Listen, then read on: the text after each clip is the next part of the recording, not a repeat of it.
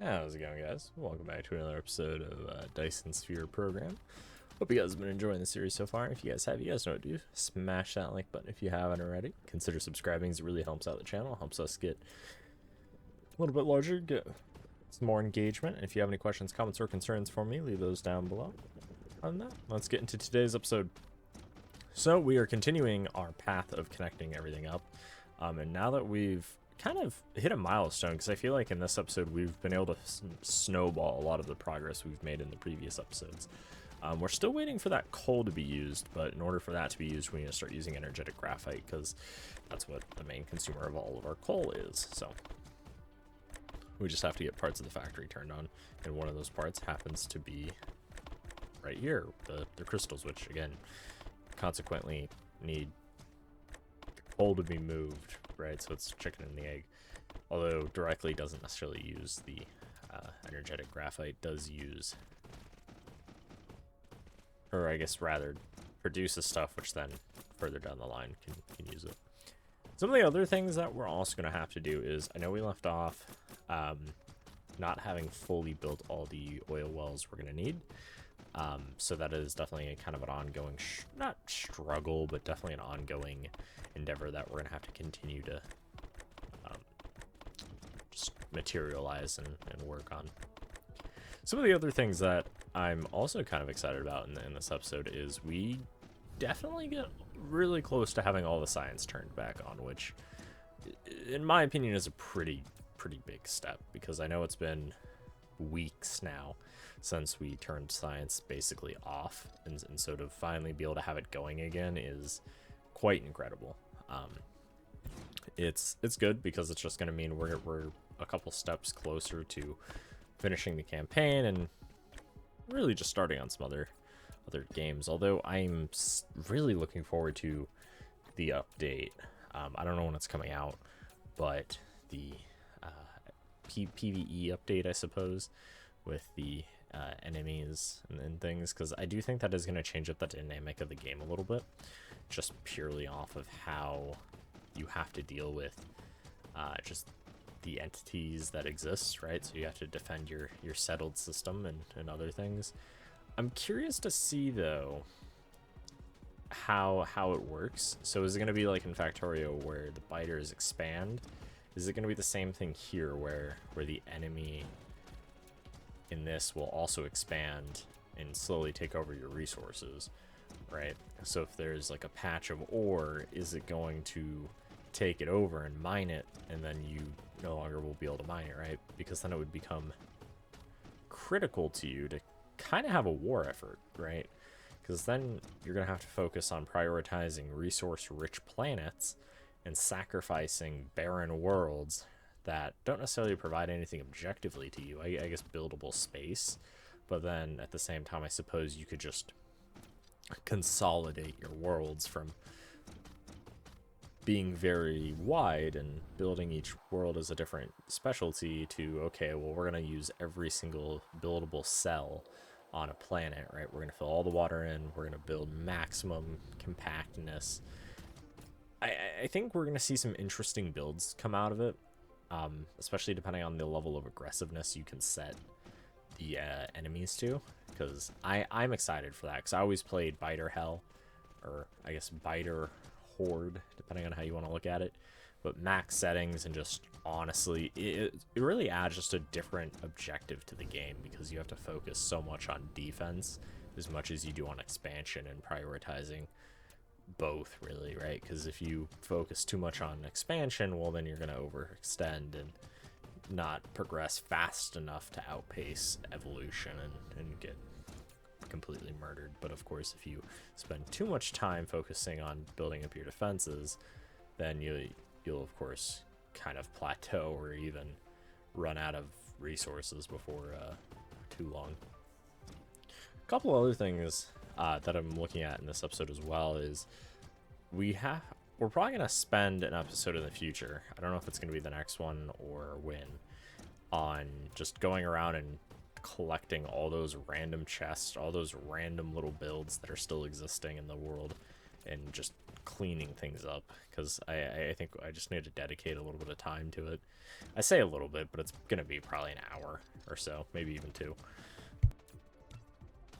Because I have found several now, like right here, that are not in my way. I built these out of the way intentionally, but there are some areas, for instance, with that, I think that's titanium plate right there, that's just in my way. That has caused me to have to reroute builds a little bit. So I think we'll probably at some point just make an episode of us cleaning things up around the base.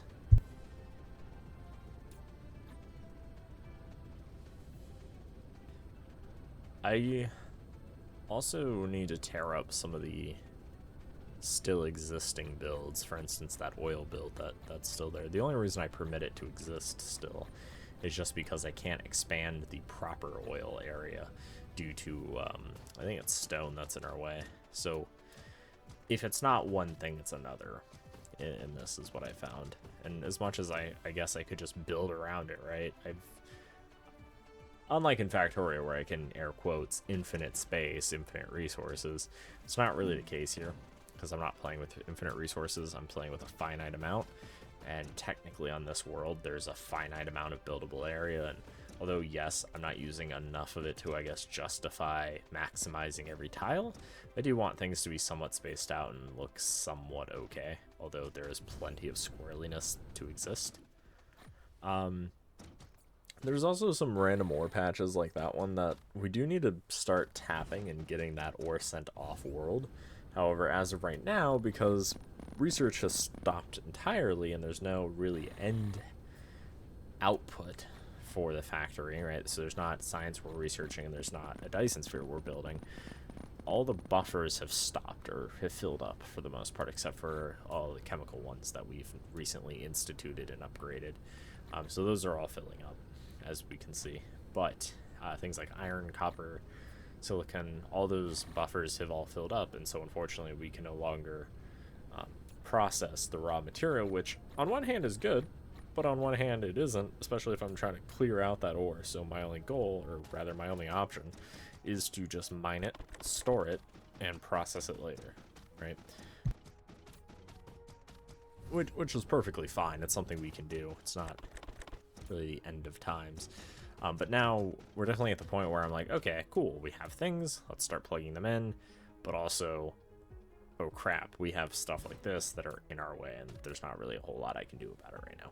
So one thing is just putting it in the network like this. Not everything's going to be in the network. However, I figure, you know what, let's just put it in here, because in the event that's some obscure build somewhere, I'm like, you know what, I'm gonna just try to connect this to the network for deliveries, and it just helps randomly empty things like this out.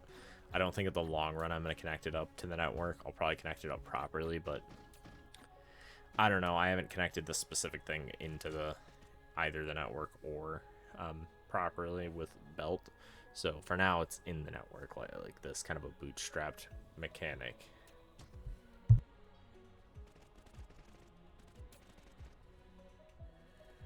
So that's just more or less for what it is right now. A couple of the other things that we're looking at as well is I've noticed, so the receivers, or the interstellar transport hubs, are limited to 5 items, which kind of sucks, unfortunately, and that's just kind of an unfortunate byproduct of what I've seen, at least for some things in this game, because there are areas that I wish I could just get away with like 1 or 2 interstellar transport hubs. Instead, I'm stuck with 4 or 5 of them because they only have 5 items per. In most cases, it's fine, but there are some, I guess, edge cases. Like, for instance, if I want to empty out a container with a crap ton of random items and I just want them shipped off-world or around, there's not an easy way to do that. At least not one that I'm currently aware of, which kind of sucks. But as mentioned in a previous episode, I don't know which one it was, we need to check on Beta Rendy 1 and 2 just to make sure that ore is getting to where it needs to and none of the supply chains have broken down. Good news is they haven't. Somewhat bad news, I somehow overlooked building silicon crystals. I don't know how. I spent probably 30 minutes trying to figure out where I might have overlooked it, and I just didn't realize I needed them, so I didn't build the furnaces for it. Which is funny, because when I was doing the furnace calculations, I built just enough furnaces for everything. So I think somewhere there's extra set of furnaces for something. I don't know what, but something has extra furnaces. It could be a compounding error, so it might not necessarily be a single build has 12 extra furnaces. I think it's all the builds have 1 or 2 extra, and of course that compounds up to the missing 12. Because I believe the silicon plate is actually missing some. And of course, conveniently, there's a nice gap right there for where I could put them in. That's where, of course, where we end up putting them. But the only downside is I don't have any furnaces built because I built the proper number. So we flew all the way here, and we're going to have to end up going back to the home world to get furnaces. But we are at least able to set up the initial sort of storage and input-output storage buffers, just because I'm a person who likes buffers in just about everything, whether it's programming or whether it's in this. I prefer to have enough both on the input side and the output side, because quite frankly, you never know when there might be some sort of disruption, and you want to try to mask that disruption, and buffers help do that.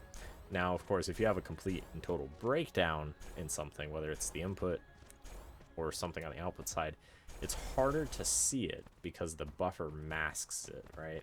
So although what makes it good to hide that part, or that disruption of input, it's also bad because also delays effectively your warning to when something is breaking down, which is very much unfortunate.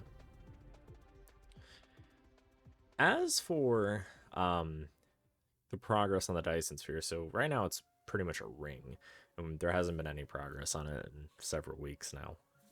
I think once we get a couple more things plugged in, I think we can start manufacturing the solar sails again, and then manufacturing the rockets to actually start going up.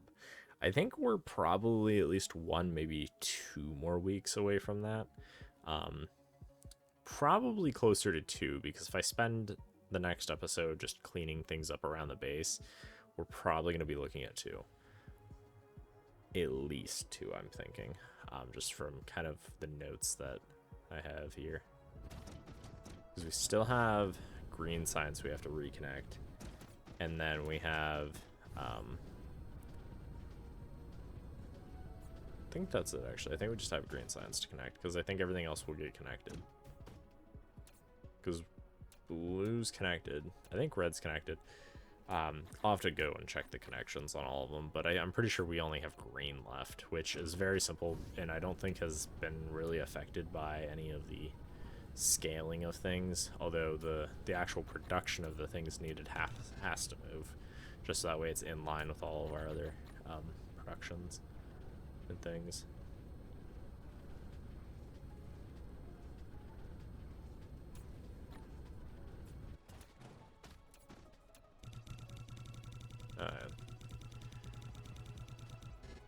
Sorry, I'm just looking at my notes to see what else we worked on. I tried organizing things, and then I just kind of had a mini mental breakdown of screw it, we're just, everything's gonna go in a box for now, and we'll deal with it later. And then I was trying to look for this belt, because I was like, wait a second, this should be plugged in, but it's not plugged in on the actual bus. And so I'm like, okay, let's bring it here. Let's kind of trim it up, and I'm like, okay. Well, there's no easy way of getting what this thing is, so we're just going to do that because it's energetic graphite, which we no longer produce on this planet, and that's why I was like, oh, yeah, that's why. And so then, of course, we throw power on there, throw that, then we're good. Pretty sure that's almost it for science. Then we have a few more things we have to connect up, so same thing here, we just have to connect this input. So that gives us red science, blue, yellow, and purple have all now been connected, and so now we're just missing green, which is nice, but green of course is the one we need for the specific research we're on, which will help us to view the other planets, just to see the worlds that have really all the remaining resources, and hopefully, I don't know if it's guaranteed, if you're guaranteed on every save, or I guess every seed, one of every resource type, or if it is just by random chance you might not get any of, say, one resource. I think all the basic ones are guaranteed, but I don't know about the like advanced ones for tier 2 things. If you know, let me know down below. Let's see. I enjoy watching the little drones go between planets. That is fun. Having connected so much of the save up, or I guess the planets together, it is fun to watch. Like, I highly enjoy it. There's just little things in games, especially a game like this, where once you have kind of everything in your massive grand scheme of things working, it's fun just to kind of sit back and watch everything work without any of your input. I think it's really cool, and I think another thing that's interesting is if you watch any sort of replay of yourself playing the game, especially, it's interesting because Factorio has a built-in replay system, which is cool. And then I don't think Dyson does, but of course I've been recording the whole series, so for me I can just go back, and I guess you guys can go back as well and watch like from episode 1 and how the factory evolved from tiny humble beginnings to this monstrosity that we have and have continued to work on, that has quite frankly spiraled into borderline nauseating spaghetti factory is, I think, a fun name for it. I also don't think we've been to Beta or Indy 1 in about 5 episodes at least, so that's at least 5 weeks. Probably more. Which is kind of a shame, because I really enjoy watching all those solar sail guns operate, because anybody who's played Destiny 2, and I hate to bring that game up, I don't want to give that game any praise, or at least I try not to publicly give it any praise. One thing I will say is those solar sail guns remind me of the Warsat? Is that what they're called? Warmind. The Warmind DLC, where the cutscene from that DLC, which it's been years since it came out, but that cutscene, that reminds me so much of the solar sail guns, and every time I see the solar sail guns fire, I think of that cutscene.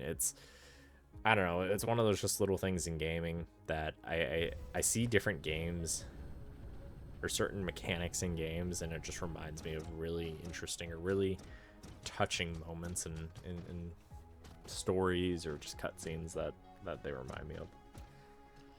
Well, I think that's where we're gonna call it here, because we're pretty much just at this point waiting to connect things up and probably cleaning some of the factory up, because it is quite a mess. So I think we're gonna call it here. If you guys learned something, if you guys liked something, you guys know what to do, smash the like button. If you haven't already, consider subscribing, as it helps out the channel, helps show me your guys' support. Don't forget to turn the little bell notification on so you don't miss out on any future updates on the channel, or any future posts or anything, or videos. And if you have any questions, comments, or concerns for me, leave those down below. Or if you just want to say hi, you can say that too. Other than that, I'll see you guys in the next one. Thanks for watching, guys. Have a good one. Peace out.